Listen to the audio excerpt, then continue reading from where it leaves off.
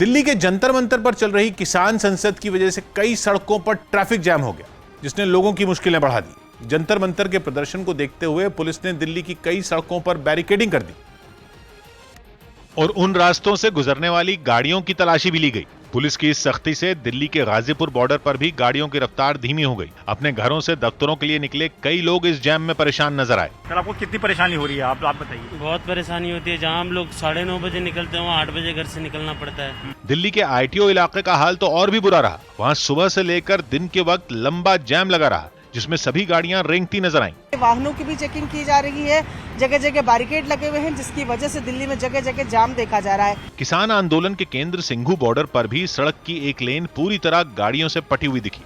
वहां जब सुबह के वक्त बसों में बिठाकर आंदोलनकारियों को जंतर मंतर भेजा गया तो एक तरफ की सड़क को पूरी तरह बंद कर दिया गया।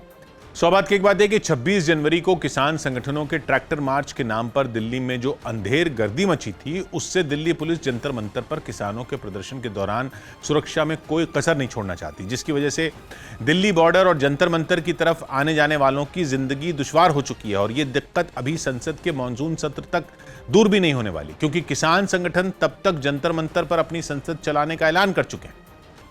जम्मू कश्मीर से आर्टिकल 370 हटाने के 2 साल पूरे होने के मौके पर ISI ने वहां हिंसा भड़काने की साजिश रची है। न्यूज़ 18 के नीतीश कुमार की रिपोर्ट है कि इस साजिश को अंजाम देने के लिए पाकिस्तानी खुफिया एजेंसी ISI ने ट्विटर पर एक टूल किट तैयार की, जिसमें भारत विरोधी भड़काऊ मैसेज है, जिन्हें कॉपी पेस्ट कर ट्वीट करने का विकल्प दिया गया है। सूत्रों के मुताबिक दक्षिण अफ्रीका में बैठे कुछ लोग बड़े पैमाने पर भड़काऊ ट्वीट करने के लिए पैसे की पेशकश भी कर रहे हैं।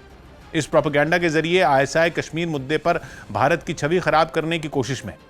असल में 5 अगस्त को जम्मू कश्मीर से आर्टिकल 370 हटाने के 2 साल पूरे होने जा रहे हैं। इस मौके पर ही ISI अपनी इस साजिश को अंजाम देने की फिराक में। उत्तर प्रदेश के एटा से दिल दहला देने वाली तस्वीरें सामने आई।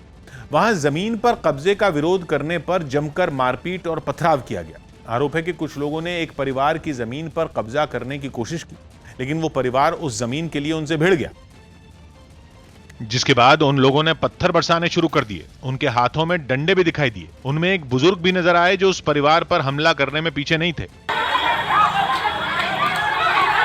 इसके बाद अपनी जमीन को बचाने की लड़ाई लड़ रहा परिवार भी इन हमलों का जवाब देने में जुट गया, जिससे माहौल और बिगड़ने लगा। हमला करने वाले लोग नजदीक आने लगे और मौका पाते ही डंडों से उस परिवार के कुछ लोगों पर टूट पड़े। वहीं कुछ महिलाएं इस लड़ाई को जल्द से जल्द खत्म कराने की कोशिश करती नजर आईं, लेकिन तब तक कई लोग इस मारपीट में घायल हो चुके थे। बाद में उन्हें अस्पताल में भर्ती कराया गया। सौभाग्य की एक बात यह कि गांव में छोटी सी जमीन का विवाद भी कानून व्यवस्था के लिए नासूर बन जाता है, क्योंकि दबंग अगर ताकत के दम पर जमीन पर कब्जा करते हैं तो पीड़ित भी ईंट का जवाब पत्थर से ही देने पर अड़ जाते हैं।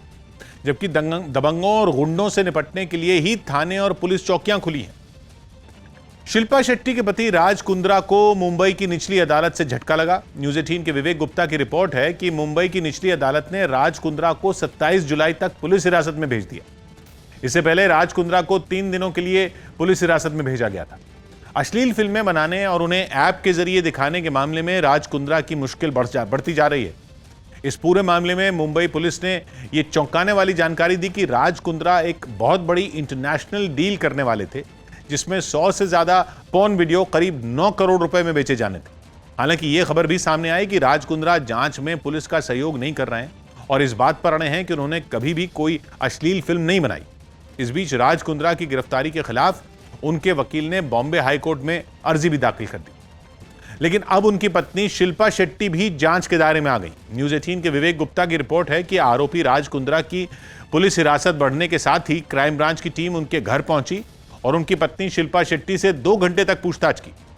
सूत्रों के मुताबिक क्राइम ब्रांच केस की कड़ियों को जोड़ने के लिए शिल्पा शेट्टी के बैंक खातों की जांच कर रहा है और यह पता लगाने की कोशिश कर रहा कि शिल्पा के बैंक खातों से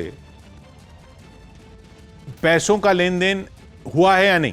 साथ ही राज कुंद्रा के कारोबार के बारे में भी शिल्पा शेट्टी से सवाल पूछे गए, जिसमें पुलिस ये जानने की कोशिश कर रही है कि लॉकडाउन में भी आरोपी राज कुंद्रा कैसे रोजाना लाखों रुपए कमा रहे थे। इसके अलावा जांच के घेरे में आई राज कुंद्रा की कंपनी वियान से शिल्पा शेट्टी का क्या रिश्ता है और अश्लील फिल्में बनाने के बारे में उन्हें जानकारी है या नहीं, इस पर भी सवाल हुआ। उत्तर प्रदेश के हमीरपुर से रोंगटे खड़े कर देने वाला एक वीडियो सामने आया। वहां आग की चपेट में आकर एक मकान में रखे सिलेंडर में विस्फोट हो गया। बताया गया कि उस 5 मंजिला मकान में शॉर्ट सर्किट की वजह से आग लग गई, जिससे घर में रखा रसोई गैस सिलेंडर भी आग की चपेट में आ गया और जोरदार धमाके के साथ फट गया।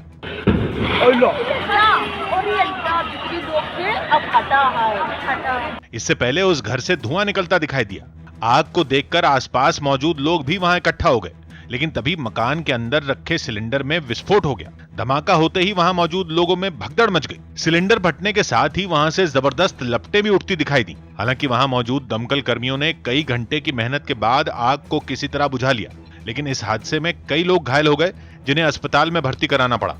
सौभाग्य की एक बात है कि आग लगने की ज्यादातर घटनाएं हम लोगों की लापरवाही से ही होती हैं, जो हमारी नासमझी से और खतरनाक हो जाती हैं।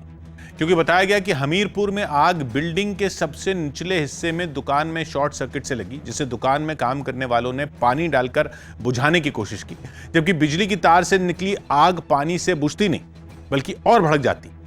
सिद्धू के पंजाब कांग्रेस के अध्यक्ष का पद संभालते ही कॉन्ट्रैक्ट पर काम करने वाले शिक्षकों ने प्रदर्शन किया। पक्की नौकरी की मांग कर रहे इन शिक्षकों ने चंडीगढ़ में पंजाब कांग्रेस भवन में हंगामा किया और पार्टी दफ्तर की छत पर चढ़कर नारे लगाने लगे, जिसके बाद पुलिस वाले भी वहां पहुंच गए। उनकी और कॉन्ट्रैक्ट पर काम करने वाले शिक्षकों की धक्का मुक्की भी हुई। हार मानकर पुलिस वालों ने उन्हें दोनों हाथ और पैर पकड़कर उठाया और कांग्रेस दफ्तर से बाहर लाने लगे। कुछ महिलाओं को खींचकर भी नीचे लाया गया। हंगामे के समय वहां ना सिद्धू थे और ना ही पंजाब के सीएम। हाँ, कुछ देर पहले सिद्धू ने मंच से इन अध्यापकों के अधिकार की लड़ाई लड़ने की बात जरूर कही थी। सौभाग्य की एक बात यह कि पंजाब के स्कूलों में कॉन्ट्रैक्ट पर पढ़ाने वाले टीचर अपनी नौकरी पक्की कराने के लिए 1.25 महीने से आंदोलन कर रहे हैं और इस दौरान उन्होंने कई बार पंजाब के सीएम का घेराव करने की कोशिश भी की। जिनके नवजोत सिद्धू की ताजपोशी में आने की भनक मिली तो शिक्षकों ने कांग्रेस के दफ्तर को ही घेर लिया। महाराष्ट्र के सांगली से हैरान करने वाली कुछ तस्वीरें सामने आई। वहां कुछ लोगों के लिए मौज मस्ती इतनी जरूरी हो गई कि उन्होंने कृष्णा नदी में छलांग लगाते समय जान जोखिम में डालने की भी परवाह नहीं की और नदी पर बने पुल से एक एक कर उसमें छलांग लगा दी। बारिश की वजह से नदी में पानी का बहाव तेज है, लेकिन उसकी चिंता किए बगैर वो लोग नदी में मौज मस्ती करते दिखे। जैसे ही इसकी जानकारी पुलिस को मिली, कुछ पुलिस वाले नदी किनारे पहुंच गए। उन्होंने लाउडस्पीकर की मदद से चेतावनी दी कि नदी में मस्ती करना खतरनाक साबित हो सकता है। कुछ ही देर में नदी किनारे कई लोग जुट गए और ये सब कुछ देखने लगे। वहीं पुलिस के अनाउंसमेंट के बाद नदी में मस्ती कर रहे लोगों को बाहर आना पड़ा।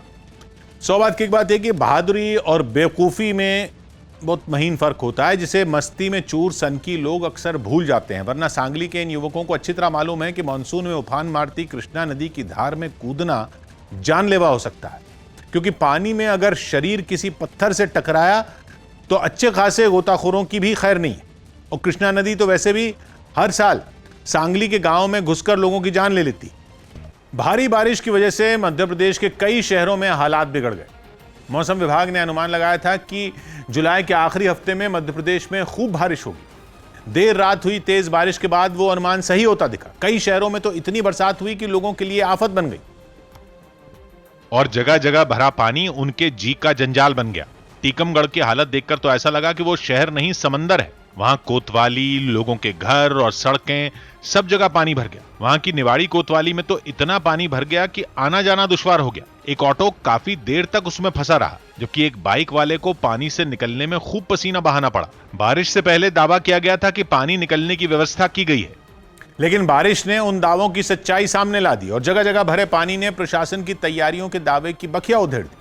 वहां बारिश के बाद सड़कें तो डूबी ही, लोगों के घर भी नहीं बचे और बारिश के पानी ने लोगों के घर पर भी कब्जा कर लिया। वहां का मंजर देखकर यह कहना मुश्किल हो गया कि पानी में घर है या घर में पानी। जिनके घर में पानी घुसा उन्होंने कोशिश तो बहुत की, लेकिन सारा सामान बचा पाना उनके लिए मुमकिन नहीं था। वो जो सामान ऊंचाई पर रख सकते थे उसे रखा और जो बच गया वो पानी में तैरता नजर आया। ये हाल टीकमगढ़ के रिहायशी इलाकों का ही नहीं, बाजारों का भी था। वहां पर बैंक तक में पानी घुस गया, लेकिन कुछ बच्चों ने आसमान से बरसी मुसीबत को खुश होने का जरिया बना लिया और सड़कों पर भरे पानी में खेलने लगे। आने वाले कुछ दिनों तक टीकमगढ़ में ऐसी ही बारिश का अनुमान है। यानी कि अगर प्रशासन ने पानी निकालने के इंतजाम नहीं किए तो मुसीबतें बढ़ती जाएंगी।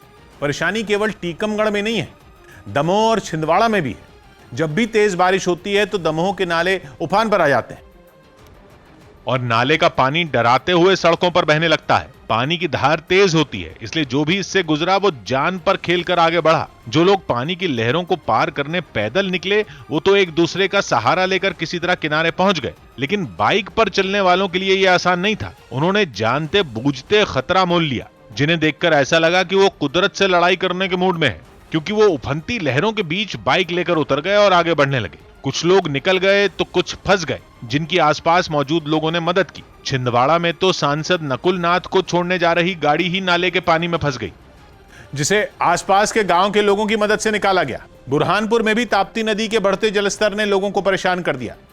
वहां नदी का पानी रातों रात बढ़ गया, जिसकी वजह से घाट और नदी किनारे बने मंदिर पानी में डूबने लगे। इन मंदिरों का केवल ऊपरी हिस्सा ही पानी से बचा और दूर से दिखा। पानी बहुत तेजी से बढ़ रहा है और पूरे घाट यहाँ पर जो पायरियां थी सब डूब चुकी है। वहां ये हालत बैतूल में हो रही बारिश की वजह से हुई, क्योंकि इसी वजह से ताप्ती नदी उफान पर आ गई और प्रशासन बाढ़ के खतरे पर अलर्ट हो गया।